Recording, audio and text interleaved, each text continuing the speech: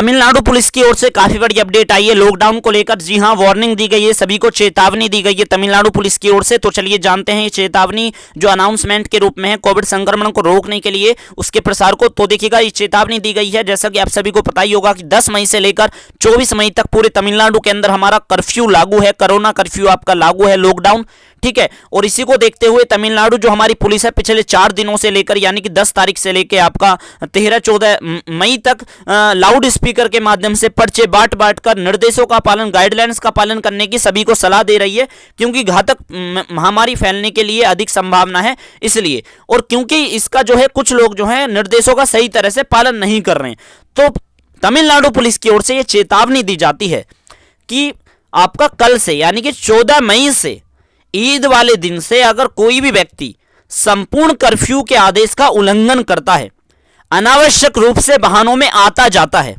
तो उस व्यक्ति के खिलाफ उचित कानूनी कार्रवाई की जाएगी और वो सख्त कानूनी कार्रवाई होगी। दोस्तों इस बात का भी ध्यान रखिएगा, क्योंकि वार्निंग के रूप में आपका हमारा ही चेतावनी के रूप में तमिलनाडु पुलिस की ओर से अनाउंसमेंट करा गया है। और तमिलनाडु सरकार की सलाह के बाद तमिलनाडु पुलिस जनता से आग्रह करती है कि हमारे द्वारा यानी कि इस अवधि के दौरान जो हम कानूनी कार्रवाई करेंगे तो आपको उससे बचना चाहिए, क्योंकि कोरोना बहुत तेजी से फैल रहा है।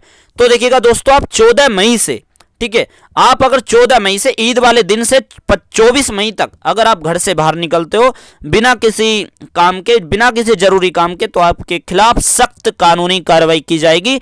ये 13 मई को अनाउंसमेंट करा गया था तमिलनाडु सरकार की, तमिलनाडु पुलिस की ओर से कि 14 मई से अगर कोई भी व्यक्ति घर से बाहर निकलेगा उसके खिलाफ सख्त कार्रवाई की जाएगी। और देखिएगा, अब मैं आपको बता देता हूं कि किन किन लोगों को घर से बाहर निकलने की जरूरत है और कौन कौन बस निकल सकता है, ठीक है, जिसके खिलाफ आपकी तमिलनाडु पुलिस कार्रवाई नहीं करेगी।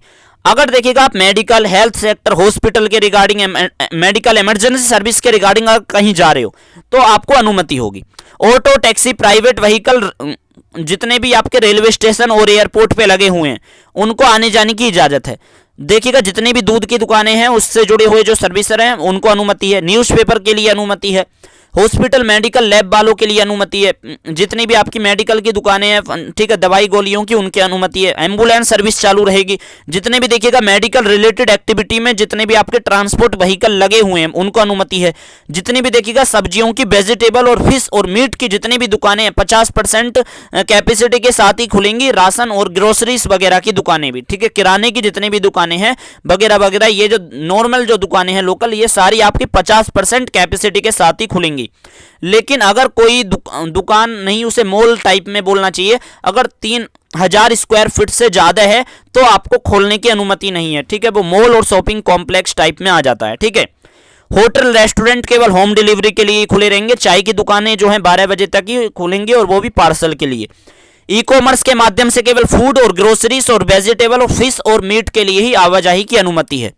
शादियों में 50 लोग और अंतिम संस्कार में 20 लोगों को यह अनुमति है। जितने भी हमारे कोविड-19 रिलेटेड वर्कर हैं वो अपना आई कार्ड दिखाकर आवाजाही कर सकते हैं। और जो वॉलंटियर हैं और जो हमारे स्पेशल पर्सन हैं, जो जिनको ज़्यादा ज़रूरत है, जैसे ब्लाइंड पर्सन है, विकलांग है, ठीक है, डिफरेंटली एबल पर्सन जो हैं, सीनियर सिटीजन है, तो आप अपना डॉक्यूमेंट दिखाकर, जो पेशेंट से मिलने जा रहे हैं या खुद पेशेंट हैं तो उनको कहा जा रहा है आप अपने डॉक्यूमेंट दिखाकर आवाजाही कर सकते हो।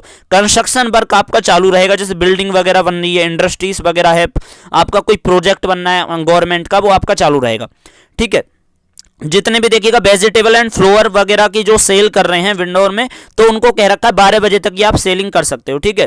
और देखिएगा यहाँ पर जो लॉ के रिगार्डिंग, जो हमारा कोर्ट और जुडिशरी के रिगार्डिंग जितने भी आपकी चीजें हैं वो आपकी खुली रहेंगी, उनको मंजूरी है। Bank, ATM, insurance company 50% employees के साथ ही खुल सकेंगे, ठीक है। मीडिया को भी पूरी तरह से इजाजत है। पेट्रोल पंप और डीजल आपकी चालू रहेंगे। फ्लाइट आपका व्हीकल जो है केवल इमरजेंसी पर्पस के रिगार्डिंग ही आप जा सकते हो, उस पर पूरी तरह से आपकी बैन रहेगा। और देखिएगा जो आपका प्रोसेस है, इंडस्ट्रीज जो हमारी कंटिन्यूस जो आपके प्रोसेसेस हैं, जैसे आपका कोल्ड स्टोरेज है, ठीक है, वेयर हाउसिंग है, ये चालू रहेंगे। और जितने भी हमारी जरूरी सेवाओं से जुड़ी हुई जो मैन्युफैक्चर इसेंशियल कमोडिटीज़ हैं इनको मंजूरी है, टेलीकम्युनिकेशन और आईटी से रिलेटेड एक्टिविटीज़ इनको मंजूरी है, और डाटा सेंटर और क्रिटिकल आईटी इंफ्रास्ट्रक्चर इनको भी मंजूरी है। अब देखिएगा, जितने भी आपके ट्रेन और फ्लाइट के मदद से जो भी यात्री आ रहे हैं, ठीक है, स्टेशन पर, और वो उनको कह रखा है वो जाना चाहते हैं, तो आपको भाई ई पास की मदद के लिए आपको eregister.tnega.org पर अपना रजिस्टर करना पड़ेगा ई पास के लिए, ठीक है, तभी आप आवाजाही कर सकते हो। तो तमिलनाडु सरकार की ओर से ये ऑफिशियल अनाउंसमेंट करा गया है कि जो है आपको इस अवधि के दौरान अगर आप बिना किसी काम के बेवजह अगर घर से बाहर निकलोगे तो आपके सख्त कार्रवाई की जाएगी तमिलनाडु पुलिस की ओर से। तो ये था ऑफिशियल अपडेट। Thank you.